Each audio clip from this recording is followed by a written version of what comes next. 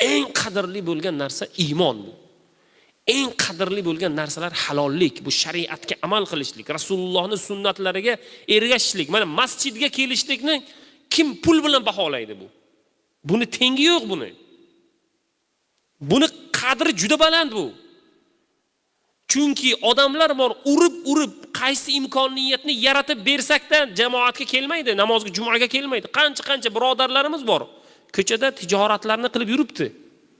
Masjidga kelmaydi. Nega? Uni qalbida mana shunday qimmat ibodatni, qimmat narsani Alloh bermaganda. Aslida bizni iymonimiz eng qimmat narsamiz bizni.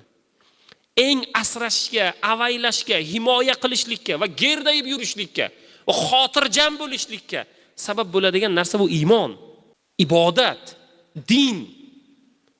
Mana shunday narsalarni himoya qiling.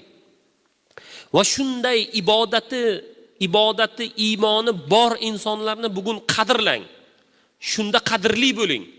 Dunyoning matohlari eng jirkanch va arzimas narsalar bilan qadr topgandan ko'ra topmagan yaxshi. Iymon bilan qadrlaning, ilm bilan qadrlaning.